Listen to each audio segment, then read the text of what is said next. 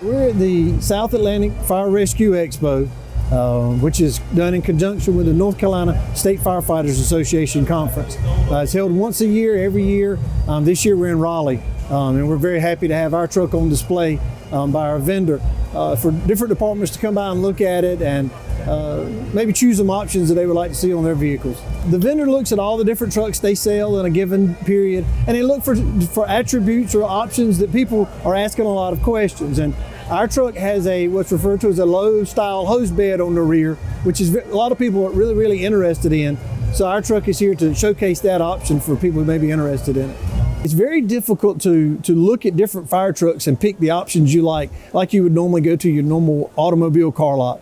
Here, this is probably the closest thing to that. There's all different kinds of makes and models and options, and you can walk around the floor and ask all kinds of questions and able to choose what you'd like. So this engine was built and designed more with the firefighter in mind than with maybe some of our previous vehicles.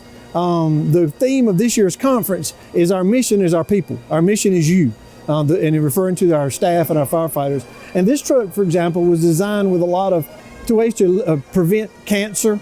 The cab is designed with filters in the air conditioning system to eliminate dust and stuff that may be harmful. The seats, for example, are vinyl seats as compared to typically we bought cloth seats. But the only problem is when you get to fire products, ash, soot, whatever, it gets in that cloth and then it gets transferred from one person to the next. So this cab was specifically designed that we can wipe all of that down. The floor is designed so we can just take a water hose and wash it back out and clean it out. You'll notice that all the material that rides in the vehicle is strapped in, so if there is a motor vehicle accident, everything is strapped in and buckled down so it doesn't fly around freely in the cab. So even the medical bag on the other side is strapped in. Our trucks are a little bit interesting compared to some of the other vehicles here. You'll see fire trucks that are designed for cities. Some of these trucks are designed for rural applications where they're just, all they fight is fires and whatever. We serve both. We serve the more rural areas and the town areas. So we've got a truck that's designed to accommodate both. So you see hoses on the side for use for connections with tankers, as well as drafting capabilities.